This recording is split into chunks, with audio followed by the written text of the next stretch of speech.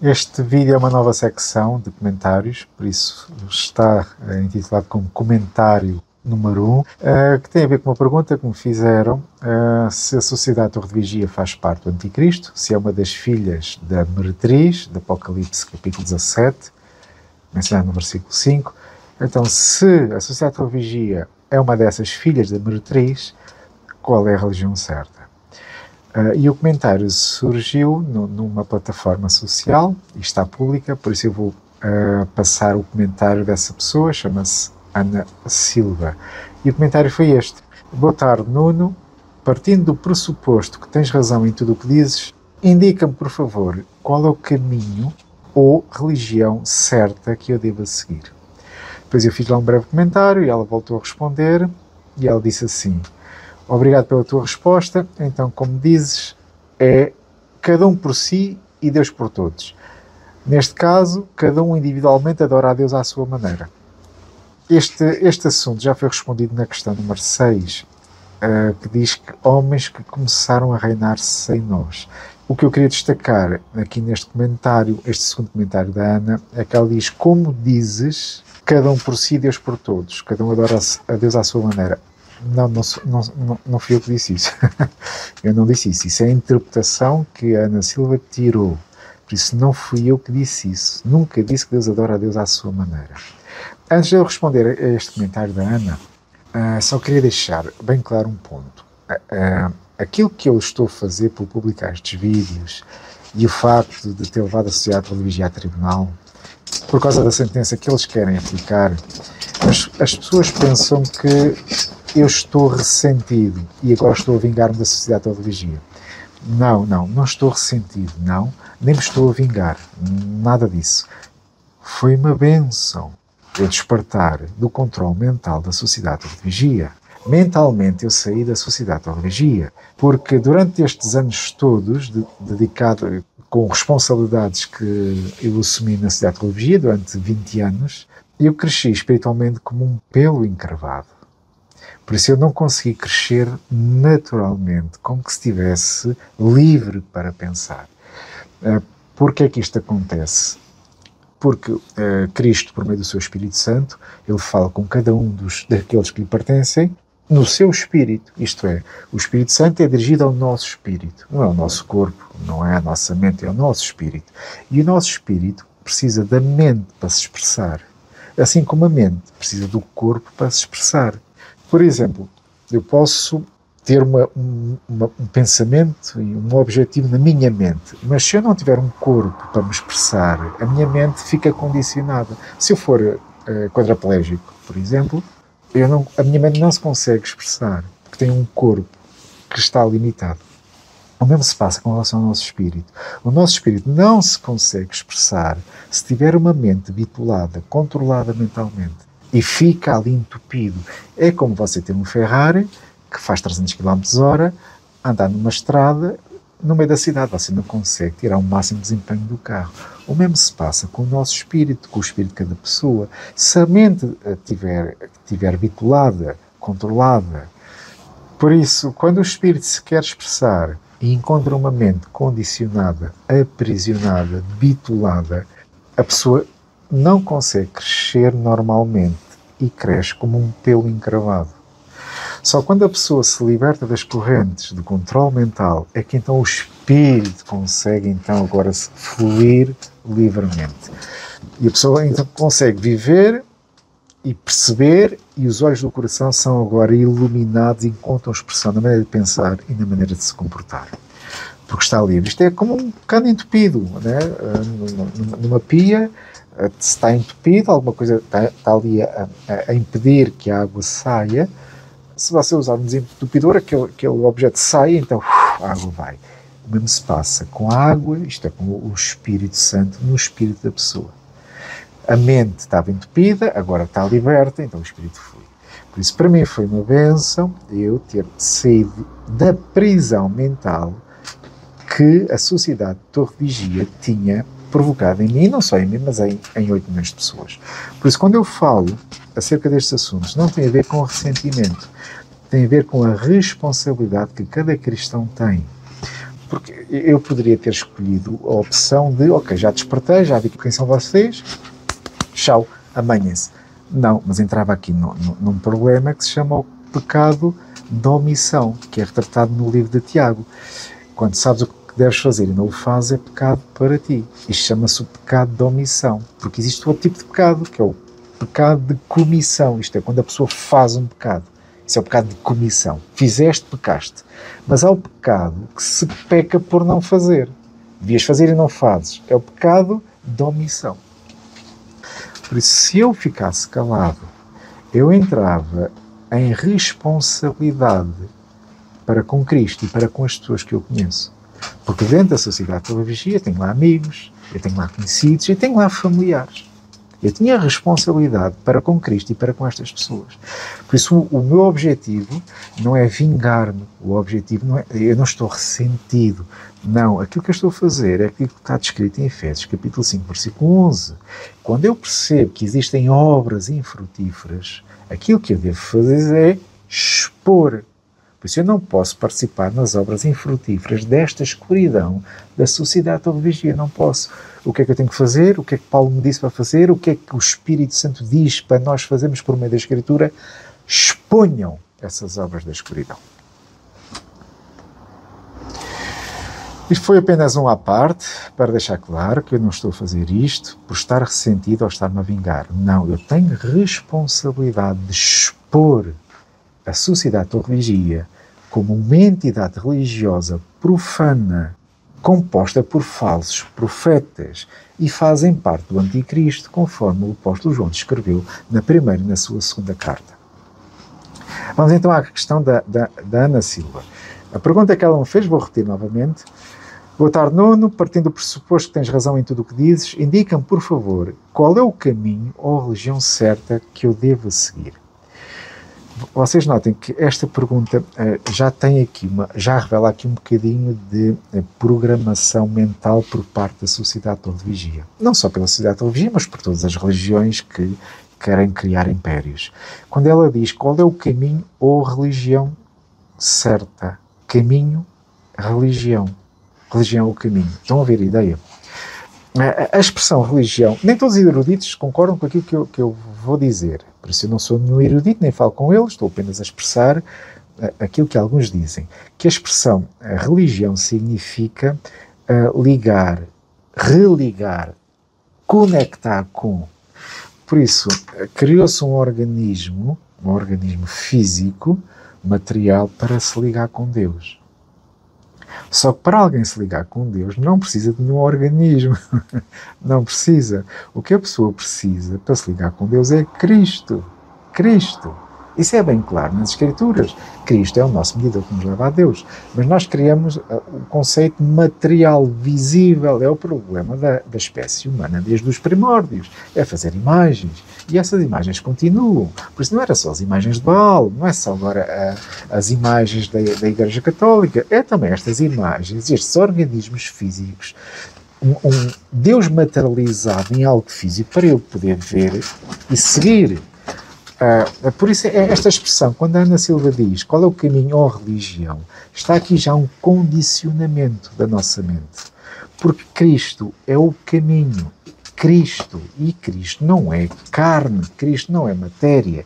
Por isso, aquilo que a pessoa precisa para se chegar a Deus, o caminho que leva a Deus, é acionar a sua espiritualidade e não encontrar um templo de pedra, um organismo criado.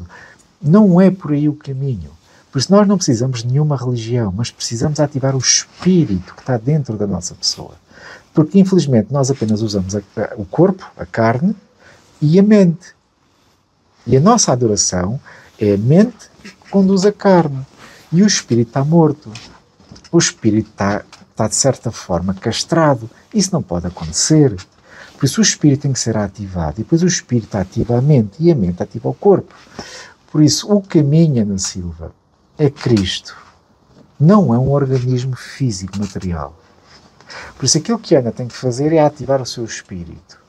E essa conexão com Cristo está a meio metro de distância, meio metro. Não é preciso ir para lado nenhum, é meio metro. E é em direção ao chão. dobra os joelhos, dirige-se a Deus por meio do Cristo e há de receber orientação nesse sentido. Já vamos falar um bocadinho mais sobre isto, só que aquilo que se passa é que a Sociedade Torre de Vigia tenta transferir essa ligação com o Cristo para a ligação com homens. Isso é evidente nas suas publicações. Vejam a sentinela de julho de 2022, o parágrafo 13, diz lá assim: Jesus tem usado o escravo fiel e prudente para formar aqui na Terra uma organização sem igual. Ok. Notem que já está aqui a promover uma organização. Algo físico, visível, matéria, e não uma ligação pelo Espírito com Cristo que nos leva a Deus. Agora notem o jogo de palavras, isto já foi mencionado no vídeo passado, quando cita João 6,68, quando as pessoas ficaram chocadas com aquilo que Jesus disse e então foram-se embora. E Jesus perguntou aos seus discípulos, aos apóstolos: será que vocês também quereis ir? E notem como Pedro responde: Senhor, para quem iremos? Tu tens declarações de vida eterna.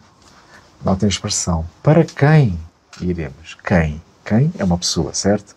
E depois ele diz, tu tens, tu, pessoa, tu, Cristo, pessoa, tens declarações de vida eterna. Ok, esta é a passagem bíblica, mas notem agora a jogada de palavras da Sociedade de Vigia. Então, como é que eles fazem a aplicação? Notem o final do parágrafo. Consegue imaginar onde estaria se não fizesse parte da organização? Vocês notaram aqui o jogo de palavras, o jogo de cintura, que Pedro disse para quem havemos de ir, e a organização responde para onde havemos de ir. Mas Pedro não disse para onde, ele disse para quem. Por isso, quando se diz para quem, envolve pessoas. Quando eu digo para onde, envolve um local. Por isso, Pedro disse para quem. Estava a referir-se a Cristo. Tanto que ele diz, tu tens declarações de vida eterna. Por isso, Pedro não se está a referir a locais. Por isso, Pedro responde que a devoção é a uma pessoa que é definida pela palavra quem. Por isso, ele não estava a falar para onde, como que se, por exemplo, estivesse a falar do sistema judaico. Vamos para onde? Vamos para o sistema judaico? Vamos para alguma das seitas dos judeus, os fariseus, os saduceus, os essênios? Vamos para onde? Para o movimento dos zelotes? Vamos dedicar-nos ao Império Romano? Não, ele não estava a falar para onde, ele estava a falar para quem. Por isso, o caminho é Cristo e não nenhuma organização religiosa empresarial formada por homens. Por isso, quando nós dizemos qual é o caminho ou religião, aqui já está esta expressão, já é suspeita de manipulação mental, porque nós somos dirigidos para Cristo e não para onde. Isto é para uma empresa, para uma organização empresarial religiosa. Não é isso que Pedro estava a referir. Mas, no entanto, a Sociedade Torre de Vigia martela constantemente nisto, nestas palavras, neste jogo de cintura, organização, para levar as pessoas, condicionar a maneira da pessoa pensar e levá-la para uma organização e não para Cristo. Por isso, resumindo, aquilo que a sociedade tem feito passa do contexto de para quem, isto é, Cristo, para um contexto de para onde, organização. Desviar as pessoas de Cristo para organização. Por isso é que abrimos uma secção que realmente a Sociedade Torre de Vigia faz parte do Anticristo. Porque o Anticristo é alguém que age contra Cristo ou tenta ocupar o lugar de Cristo. Isto é o Anticristo. Por isso, a sugestão que é dada a todos aqueles que pertencem à Sociedade Torre de Vigia é estarem atentos a este jogo de palavras, este engenho, este jogo de cintura, que por meio de palavras conseguem ligar ideias, mas ideias opostas. Mas há ali um elo mágico, são palavras. Cuidado com o jogo de palavras. É isso que a Sociedade Torre de Vigia tem feito ao longo das décadas. E desta forma liga-nos do conceito espiritual para um conceito físico, material, visível. Isso é característica de homens físicos, não espirituais. Depois da Ana ainda fez mais uma observação e eu vou passar o comentário dela. Obrigada pela tua resposta. Então, como dizes, é cada um por si e Deus por todos. Neste caso, cada um individualmente adora a Deus à sua maneira. Pronto, esta expressão, como dizes, eu não disse isso, não é? Eu não disse isso. Mas ok, cada um por si e Deus por todos e cada um adora a Deus à sua maneira. Este comentário da Ana Silva desconsidera aqui uma coisa muito importante.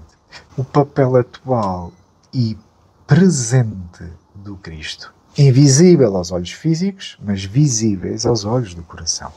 Por isso, Cristo está na liderança, visível, mas com os olhos do coração.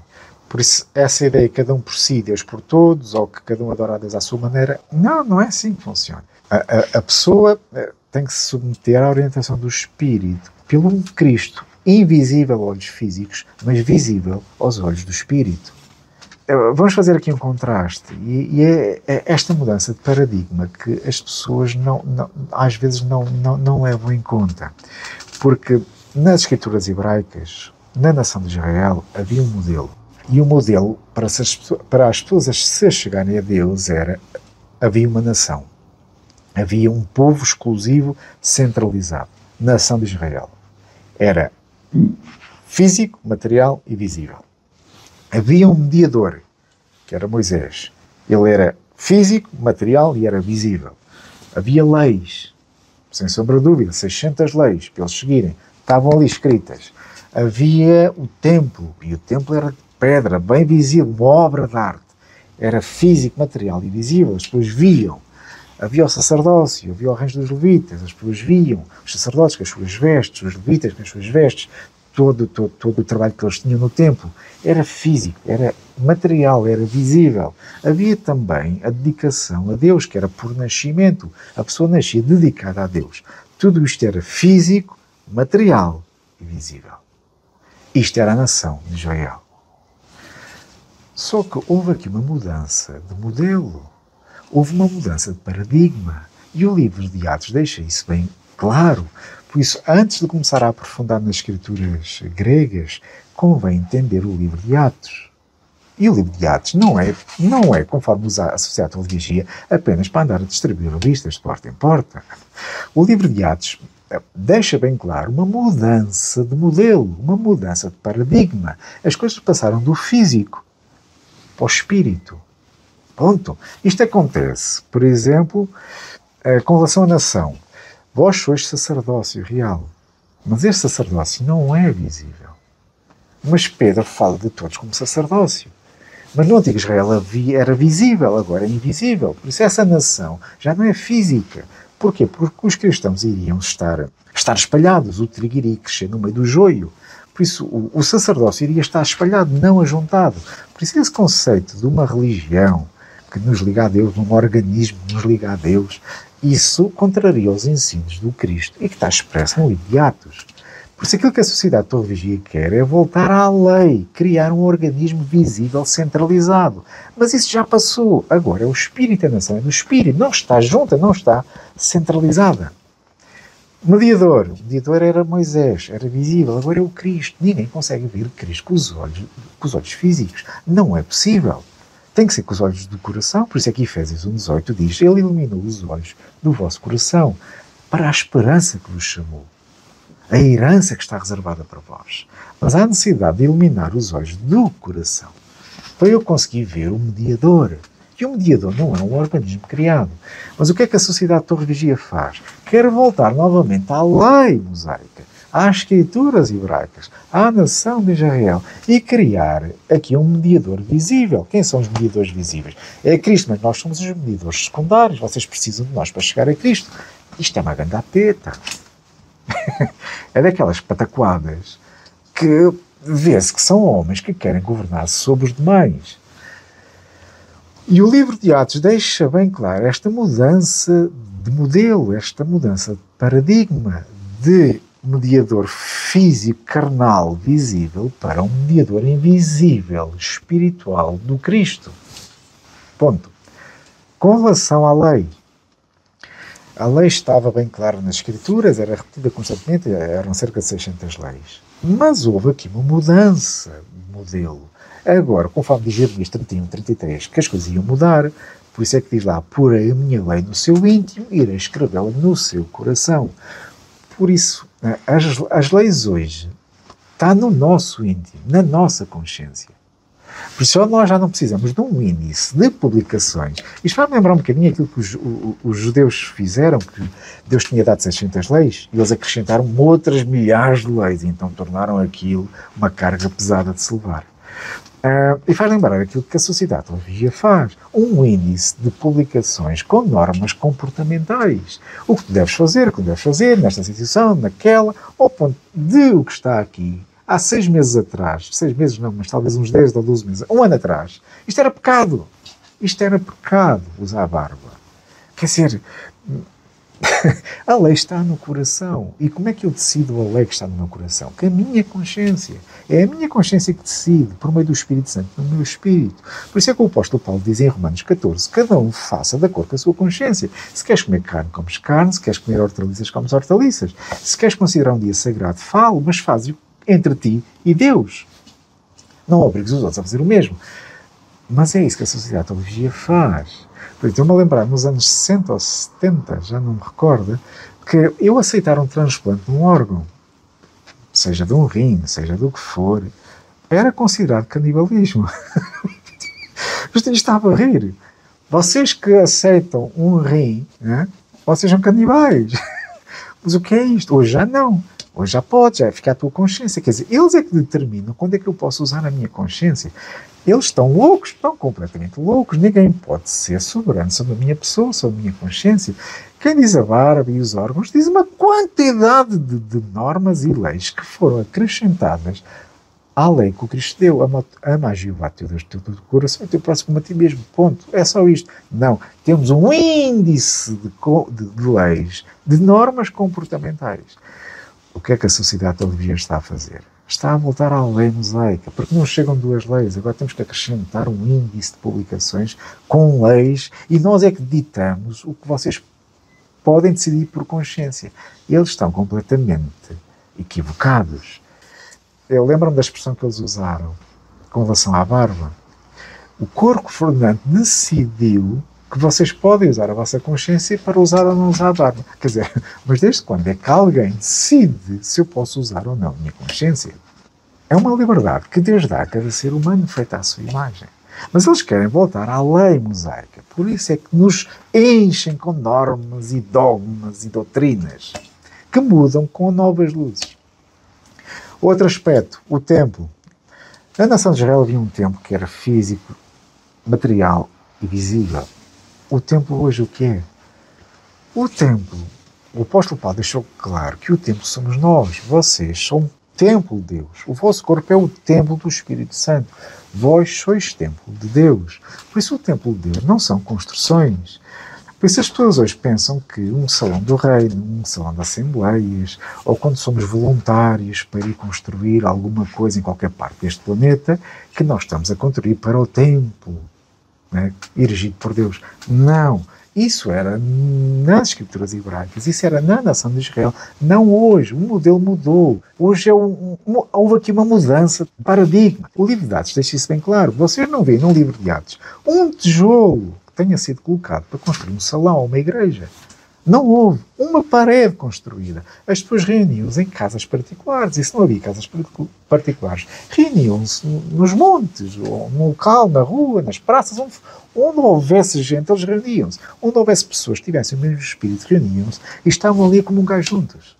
Mas aquilo que a sociedade religiosa quer é voltar novamente à lei e haver um espaço físico, haver templos. E isto é dito nas nossas publicações. Mas vamos ao ponto de dizer, numa sentinela de 2009, 15 de setembro, no parágrafo 9, vejam o que é que eles afirmam sobre o que é que são os bens do amo. Jesus Cristo designou o escravo fiel e discreto sobre todos os seus bens, ou seja, todos os interesses do reino na terra. Esses bens incluem as instalações na sede mundial das Testemunhas de Jeová, nas filiais e congêneres em muitos países, nos salões de assembleias e salões do reino em todo o mundo. O que é que estão aqui a dizer? Que os bens do amo são as construções que são feitas de filiais, de salões de assembleias, de salões do reino, como que se os bens do amo dependessem ou fossem determinadas pelo conjunto de aquisições feitas por uma corporação religiosa. Ou seja, nós estamos agora a enriquecer o amo, construindo mais um templo. Os bens do amo aumentaram, porque nós agora construímos mais este edifício. Quer dizer que os bens do amo, as riquezas do amo, são determinadas pelas aquisições da sociedade pela vigia. Isto é patético. Quando a Bíblia deixa bem claro que meu são o ouro e a prata das montanhas. Tudo é de Deus. Isso tudo é de Deus, tudo é de Cristo. Por isso Cristo é dono de tudo. Não diz em Mateus 5 que Deus faz o seu sol a brilhar sobre justos e injustos? Notem, o seu sol.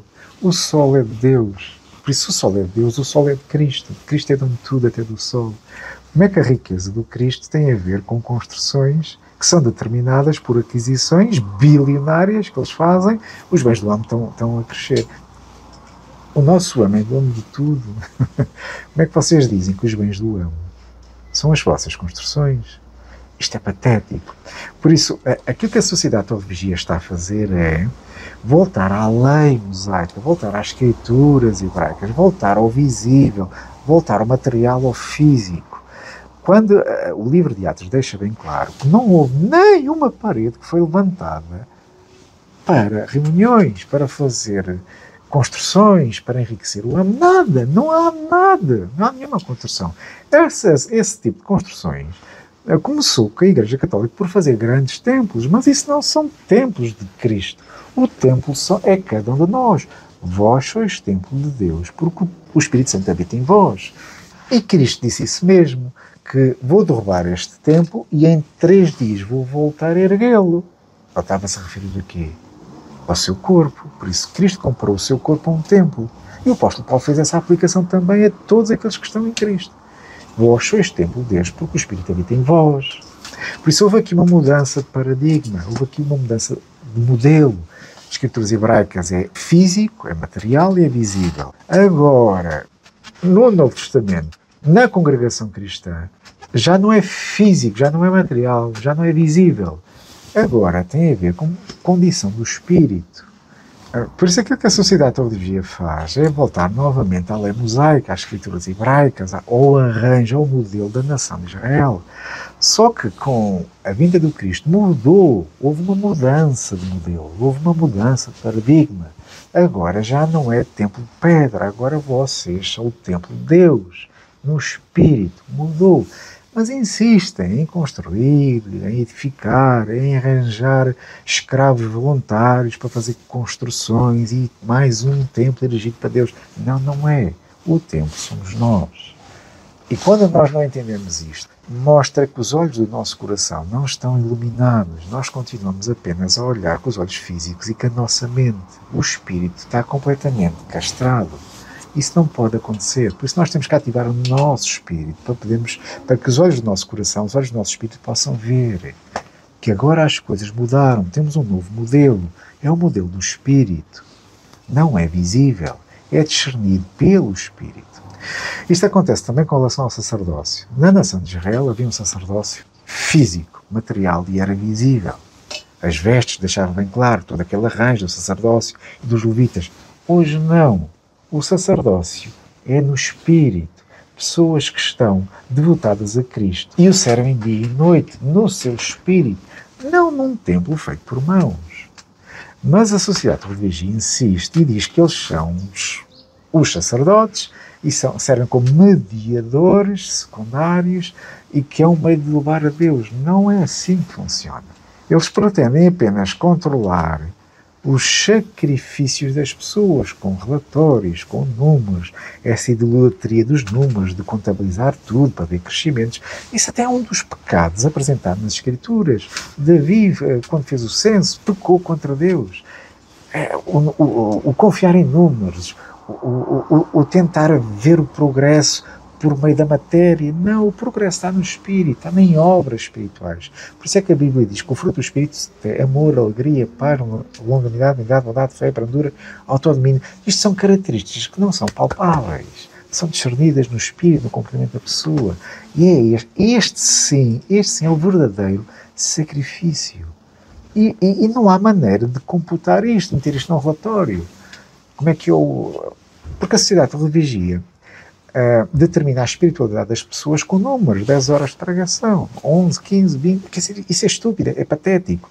O que tem que ser, o que não pode, o que tem que ser avaliado tem a ver com qualidades espirituais, do espírito na pessoa. E isso não pode ser escrito num papel, porque não há maneira de o fazer.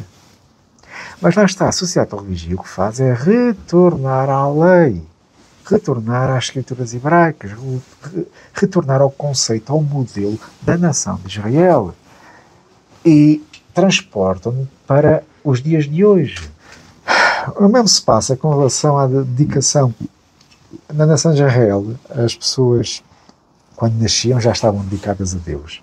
Hoje é por meio do batismo. Mas mesmo assim, a sociedade religiosa quer formar uma nação de pessoas dedicadas a Deus e a centralizá-las numa nação, que é a JW.org. Por isso é que quando as famílias são batizadas em nome do Pai, do Filho e da organização, Sociedade Religiosa. Por isso vocês fazem parte de uma nação física, não o sacerdócio real e santo. Vocês são físicos e estão agregados a um organismo físico, material, que não vos vai levar a lado nenhum, a não ser uma cobra. Por isso há necessidade de conseguirmos perceber que é Cristo quem está a dirigir hoje aqueles que lhe pertencem, não por meio de fatores físicos, materiais, visíveis, mas pelo Espírito. Por isso, Ana Silva, que levantaste esta questão, temos que estar conscientes do papel presente e invisível do Cristo, que é visível com os olhos do Espírito. Por isso, quando afirmas qual é o caminho ou a religião que eu devo seguir, caminho, religião, o caminho não é uma religião, porque Cristo está acessível a qualquer pessoa, a ti e a mim, a qualquer pessoa, está a uma distância de meio metro do chão. O que é que eu quero dizer com isto? Verga aos joelhos, ora a Deus por meio do Cristo e vais ter orientação. Vais ter orientação, porque Cristo é real.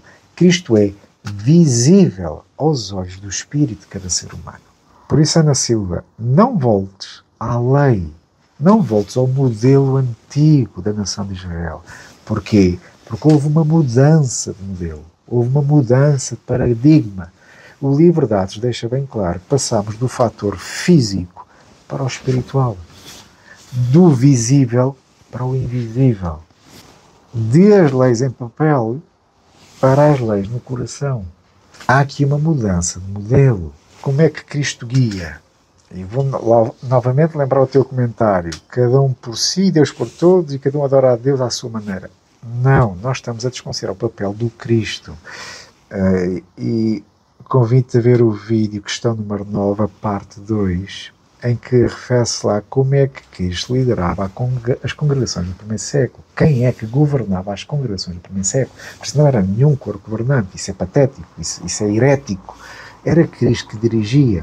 Por isso Cristo formou uma congregação cristã, congregação, uma eclésia. E a eclésia, que significa hoje igreja, era um conjunto de pessoas, não era um edifício. Era um conjunto de pessoas que depois tiveram que se espalhar, mas pertenciam a Cristo, estavam unificados com Cristo. Por isso Cristo formou a congregação, a eclésia, um grupo de pessoas com o seu espírito, onde o espírito do Cristo habitava neles. Por isso Cristo formou isso em 33 depois de Cristo. Não formou nenhuma organização em 1881, porque congregação é uma coisa, organização é outra. A organização é algo criado por humanos, com autorização do governo no poder. Por isso não faz sentido nós encararmos a organização da sociedade da vigia como algo que Deus plantou. Não, e essas organizações que não foram plantadas por Deus irão ser desarraigadas, irão ser cortadas, irão ser queimadas, conforme Cristo disse. Toda a planta que o meu Pai não plantou será arrancada. É o que vai acontecer com a sociedade religiosa. Por isso o livro de Atos deixa bem claro que é Cristo quem está a dirigir hoje, conforme ele dirigia, está a dirigir hoje. Nós conseguimos ver isso, a direção, por exemplo, de Filipe, quando se dirigiu ao eunuco, para o batizar, como é que isso aconteceu. Isso está explicado na questão número 9, na parte 2, né? Como é que Cristo dirigia Vimos isso com Filipe, vimos isso com Saulo, como é que Saulo foi convertido, como é que Saulo foi orientado, quem é que designou Saulo para as viagens missionárias, a unção de Cornélio, quem é que decidiu ungir gentios. Tudo isto foi feito por Cristo, dirigido por Cristo. As designações de Paulo e Barnabé, as viagens missionárias de Paulo, foram feitas por Cristo, não foram feitas por homens. O território onde Paulo e Barnabé iam pregar era dirigidas por Cristo, tanto que diz o livro de Atos que Paulo foi impedido pelo Espírito de Jesus de entrar no território da Ásia e de entrar no território da Bitínia, e depois foram dirigidos por Espírito à Macedónia. Por isso, o livro de Atos deixa bem claro que uma direção direta do Cristo. É Cristo que guia por meio do Espírito Santo. Cristo formou uma congregação, não formou nenhuma organização. Porque assim como surgiu a Organização Sociedade de Teologia em 1881, surgiu também os mormons, surgiram os adventistas, surgiram os cristo-delvifianos, surgiu a Igreja de Deus, a Igreja do Cristo. Muitos grupos surgiram no século XIX. 18 e 19 surgiram muitos grupos, continuaram a surgir grupos no século XX, e todos eles dizem que foram semeados, plantados por Deus. Por isso, Ana, é Cristo quem está a dirigir. Só que a Sociedade de Teologia o que fez foi retornar ao Antigo Testamento. A nação de Israel agora é a jw.org. O mediador que era Moisés, agora são eles os mediadores secundários. As 600 leis que Deus deu à nação de Israel, hoje temos um índice de publicações com milhares e milhares de normas comportamentais. A Sociedade de Teologia fez isso também com relação aos templos. Antigamente havia o templo, sim, em Jerusalém, agora constrói um património bilionário. É o nosso templo, são os bens do amo. O sacerdócio era visível, era físico, era material, porque se via-se, hoje é espiritual. Mas eles criaram um sacerdócio físico, são eles os segundos mediadores, são eles que fazem parte dos 144 mil, e vocês, o resto, são nossos escravos voluntários. Nós orientamos. Isso acabou. A dedicação era pelo nascimento da nação de Israel. Hoje, o batismo é em nome de uma organização, para nós fazermos parte de uma nação. E isto é mais do que evidente que estes homens querem estabelecer um arranjo legal de controle, querem dominar sobre o rebanho por meio de um sistema religioso, que nós chamamos de religião, para religar com Deus. Mas eu, para me religar com Deus, não preciso de um organismo. Eu preciso apenas de uma ligação espiritual com Cristo. E de Cristo leva-me a Deus. Não preciso de nenhum organismo humano. Por isso, a direção do Espírito Santo é muito superior à direção da lei mosaica e é muito superior à orientação de homens que criaram um império religioso. O Espírito Santo tem supremacia sobre tudo. Só que a pessoa tem que ativar o espírito que tem dentro dela. Porque não está ativada. A maior parte das pessoas, a sua espiritualidade não está ativada. As pessoas confundem a espiritualidade com a mente. É diferente. O espírito é uma coisa, é o Santíssimo. A mente é o Santo e o corpo é o pátio. É diferente. Por isso aquilo que tem que acontecer é entre o Santo e o Santíssimo, havia o reposteiro. Esse reposteiro tem que ser retirado para que o Santo e o Santíssimo possam entrar em união. Ou seja, o Santíssimo possa iluminar o Santo e tornarem-se um. É aquilo que acontece entre a nossa alma e o nosso espírito. O reposteiro tem que sair para que o nosso espírito possa eliminar a nossa alma, que é o santo, e depois reflete-se no pátio, que é o nosso corpo, que é visível a todos. Por isso o meu corpo é visível a todos. O meu santo, a minha alma, só eu conheço. E posso dar a conhecer por aquilo que eu imito. Mas aquilo que eu imito é devido à conexão que eu tenho com o meu Santíssimo, que é o meu espírito, que foi ativado. E é ali que Cristo fala. E depois o meu espírito, que é iluminado pelo Espírito Santo do Cristo, ilumina o meu santo, a minha alma, os meus pensamentos, as minhas emoções, a minha vontade. E depois a minha vontade encontra expressão no meu corpo, naquilo que eu estou a fazer neste momento. O que eu estou a fazer neste momento é um reflexo do meu Santíssimo. E é assim que funciona. E é isto que nós temos que fazer. Nós temos que ser conduzidos por Espírito. Por isso o Espírito Santo de Deus tem supremacia sobre a lei mosaica e sobre organismos humanos. Por isso é que o apóstolo Paulo, em Gálatas, capítulo 5, versículo 18, disse para nós sermos conduzidos pelo Espírito. Nós temos de ser conduzidos por Espírito, não por lei, não por meio do organismo. Por isso estes homens ambicionam uma autoridade que nem os apóstolos tinham. Querem governar todas as congregações, quando os apóstolos não ambicionaram esse poder. Porquê? Porque quem governa é Cristo quem dirige as congregações. E o livro de Atos indica essa mudança de direção do físico ao espiritual, de mediadores humanos para um mediador do Espírito, que é Cristo, para leis que estavam escritas em pedra, para se passarem a ser escritas no coração. E o livro de Atos deixa bem claro que há aqui uma mudança de modelo, uma mudança de paradigma. Por isso hoje quem rege não são homens, é Cristo. Hoje não são os apóstolos que regem a congregação. Tudo o que os apóstolos fizeram ficou escrito para a nossa orientação. Fizeram o seu papel, acabou. Agora é Cristo a dirigir. Por isso não há nenhum sucessor apostólico. Não há ninguém que agora continue a governar. Porque quem governa é Cristo. As coisas mudaram e o livro de Atos deixa muito bem claro esse assunto. Por isso há necessidade de estudar o livro de Atos para entender o resto das escrituras gregas. Porque há aqui uma mudança. Há uma mudança de modelo. Mas nós continuamos apegados ao físico, à matéria, ao visível. Mas talvez a Ana Silva questiona, então mas vou-me reunir aonde? Vou-me reunir aonde? Lá está, é o mesmo problema de sempre. Nós precisamos de um templo, precisamos de pedra. Quando eu reunir é com pessoas. Não precisamos de um salão, de uma igreja. Reúne-se com pessoas. Por isso é que Cristo disse, onde estiverem 2 ou 3, estarei ali no seu meio a conversar sobre ele. Claro que sim, vai soprar o Espírito do Cristo. Por isso, onde estiverem 2 ou 3 reunidos em meu nome, ali estarei eu no meio deles. Porque de todas estas religiões que nós pertencemos, a que estamos agregados, porque o trigo está a crescer no meio do joio, deste joio corporativo, está a chegar, já chegou o momento de se cumprir o Apocalipse 18:4. Saí dela, povo meu, se não quiseres compartilhar dos seus pecados. Esse tempo já chegou.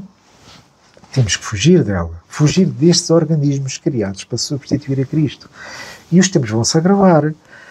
E vai chegar a altura da pessoa ter que fugir para os montes, conforme diz Mateus 24:16, fugir para os montes. E notem, levanta-se a pergunta, então, se eu tenho que sair de Babilónia, se eu tenho que sair desses organismos religiosos, onde é que eu me reúno? É aquilo que o apóstolo Paulo disse em Romanos 15:14, em que ele diz lá assim, eu estou convencido a vosso respeito, meus irmãos, de que vocês mesmos também estão cheios de coisas boas, cheios de todo o conhecimento, e de que são capazes de se aconselharem uns aos outros. Notem que o apóstolo Paulo está aqui a falar para os romanos e está a dizer que vocês têm o conhecimento suficiente para se edificarem uns aos outros. Eu não preciso de um templo de pedra para me edificar. Basta eu estar com 2 ou 3 pessoas a conversar sobre assuntos espirituais para eu me edificar. E muito do entendimento que tenho obtido tem a ver não só com o estudo individual que faço, mas conjunto com outras pessoas. Às vezes por telefone, às vezes numa chamada, videoconferência. E muitos assuntos têm ficado esclarecidos por causa desta conjugação de ideias. Eu não vou dar exemplos para não alargar o vídeo, mas isso revela claramente que o Cristo sopra por meio do seu Espírito quando 2 ou 3 estão reunidos para chegar no entendimento bíblico.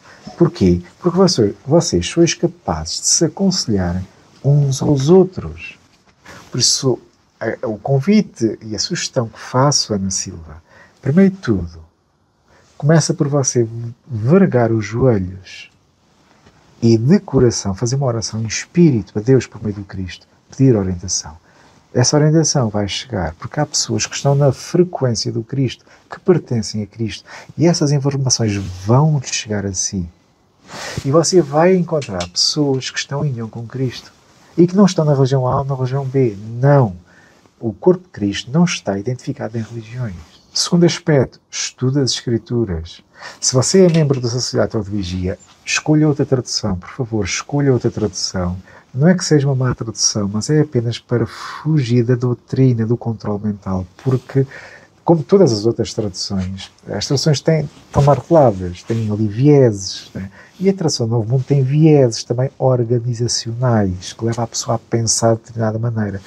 por isso a sugestão que dou, e não sou apenas eu que o faço, várias pessoas dizem isso, até mesmo várias religiões usem várias traduções, porque vocês estão habituados a uma fraseologia e não vos vai despertar nada de novo com aquela fraseologia. Outra tradução, traduzida de outra forma, desperta outros pensamentos e Cristo pode superar dessa forma.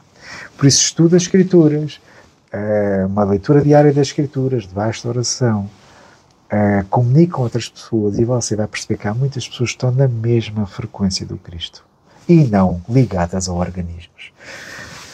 Porque essa ideia de haver um organismo, de haver uma autoridade centralizada, isso foi uma heresia, foi uma apostasia do cristianismo. Isso aconteceu depois, logo no segundo e terceiro século, formou-se então uma autoridade centralizada na Igreja e que todos os leigos tinham que estar sujeitos a um grupo de homens. Pronto, a heresia começou aí, porque as pessoas têm que estar sujeitas a Cristo e não a homens. Lá está, voltaram ao sistema da nação de Israel. Homens a liderar, os sacerdotes e patriarcas e por aí fora. Não é assim que funciona. Hoje o nosso patriarca é Cristo. Por isso, Ana, respondendo à sua questão, cada um por si e Deus por todos. Não. Cristo está na dianteira. Cada um adora a Deus à sua maneira. Não. Isso é o que fazem as religiões. Cada um adora à sua maneira. Nós estamos a ser dirigidos pelo Cristo, por meio do Espírito. O Espírito Santo que está na mão dele desperta o nosso espírito pode estar entupido com a nossa mente, porque a nossa mente está habituada, a nossa mente está debaixo de uma programação mental, está ali debaixo de uma programação neurolinguística e o espírito não se consegue expressar por meio da mente, então fica como que um pelo encravado. Então há necessidade de haver esse despertar mental, retirar as correntes da mente, que estamos aprisionados a dogmas, a doutrinas, rebentar com essas correntes, cortar essas correntes, para que o espírito então possa encontrar expressão por meio da nossa mente e a nossa mente encontra expressão por meio do nosso corpo. E eu penso ter respondido à questão. Apesar disto, quem achar que tem que pertencer a um organismo material, físico, visível, como uma organização religiosa ou uma religião, que precisa de uma religião para se religar com Deus, ok. Continue nesse seu proceder, só que o seu destino vai ser uma grande decepção, frustração e poderá custar-lhe a vida. Por isso eu deixo apenas os argumentos que apresentei até agora foram todos bíblicos. Vou deixar uma frase de efeito, para vocês pensarem nesta frase de efeito, e depois um texto bíblico. E o texto bíblico é: onde há o Espírito de Jeová, ali há a liberdade. Agora contrastem com esta frase de efeito.